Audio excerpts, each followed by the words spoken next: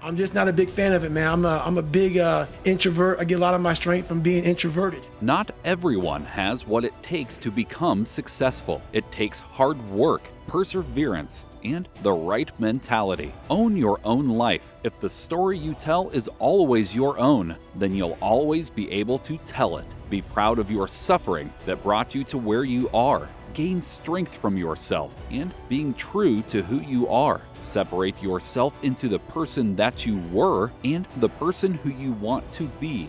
Don't let the labels others assign to you define who you are. The person you are today or the person you want to become doesn't have to be who you started as. Your mind always has the advantage over you. It knows your insecurities and knows the dark places in you. Don't allow your own thoughts to limit you on what you can accomplish. Overcome those fears. You won't be able to succeed through motivation alone. Change your way of thinking and keep pushing. When you change your thought process, discomfort and struggles become a learning tool. When you get knocked down, get back up. Whether you win or lose, keep getting back up and fighting your fight. If you can do that, then you will be an inspiration to yourself and others. Getting to the end of your journey requires toughness and sacrifice. Seek inspiration on your path from everything around you, good or bad. If you can believe in yourself and know what you want to accomplish,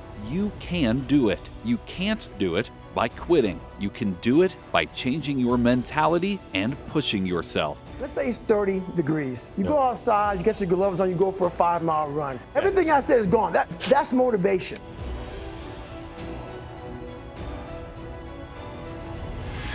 There was no driven message with me trying to prove people wrong or whatever. It was 100% by me wanting to own my life. There's a lot of people I know that I speak with right now that have nice book deals out there, and the people who buy their book, whatever publishing house, they can't even talk some of this stuff like in speaking engagements. And I'm like, what? You can't even talk your story? And some of these, they're like, no, like I got to make sure that they're aware of it. And I'm like, no, man, I want to own 100% of the suffering I went through in my life. I don't want anybody telling me, hey, Goggins, you can't say this. What I suffered this badly, and you can tell me I can't say this? There have been all kind of problems with that one. So I made sure that I wanted to own all of Can't Hurt Me and own all of my own life story. So that's what it really is all about. I'm just not a big fan of it, man. I'm a big introvert. I get a lot of my strength from being introverted, and going out there and doing what I do is all this is very difficult for me, man. All of it. So that's why I had two people. I created one David Goggins and one Goggins. And I didn't want people to know that I had all these issues. But after a while, people start to give you these different taglines, like you're superhuman, you're amazing. I'm like, don't know anything about me, man. I'm this insecure kid. And I started realizing there's a lot of people out here who are going through a lot of problems.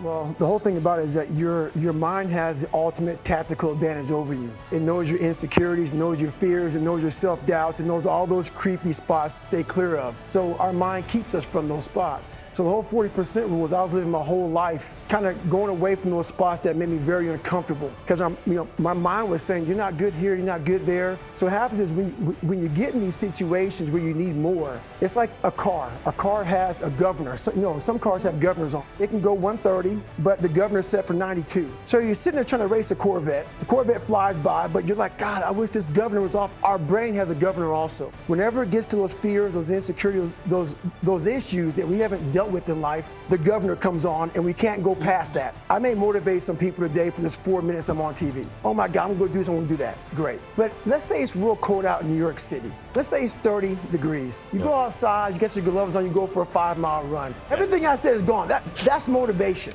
I'm trying to give people a different thought process of life, where failure, hell, disappointment, discomfort is a great learning tool. And many people don't understand that. And a lot of people won't even understand this interview when we get done with it. But it's these few moments in life that you have. Like for me, I always talk about it. Rocky 1, round 14. That 2 minute and 13-second clip of Rocky getting up when Apollo knocked him down. That one clip, when I was going through a very bad time in my life, I saw what I wanted to be. And it wasn't a guy that won. It wasn't a guy that won everything he did. It was a guy that kept getting up after being knocked down. So I realized if that 2 minutes and 13 seconds changed my life, so I saw something that I needed to be in the world I was living in. maybe my story will give someone the 2 minutes and 13 seconds they need to change their life. Millions of people live in a very comfortable place. That's fine. Don't listen to me. A lot of people are looking for that 2 minutes and 13 seconds. And I might be that person. That's why I started sharing.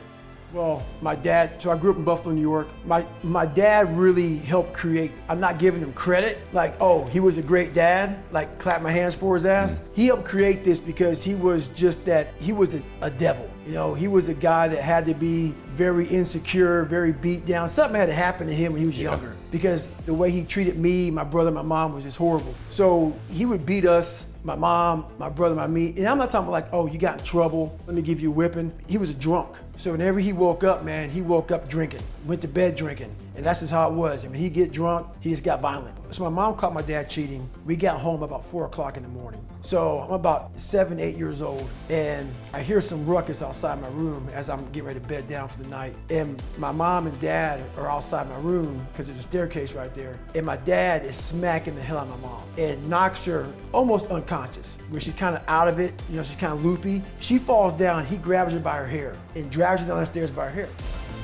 Thank you for watching. If you enjoyed this video, be sure to like, comment, share, and subscribe for more content.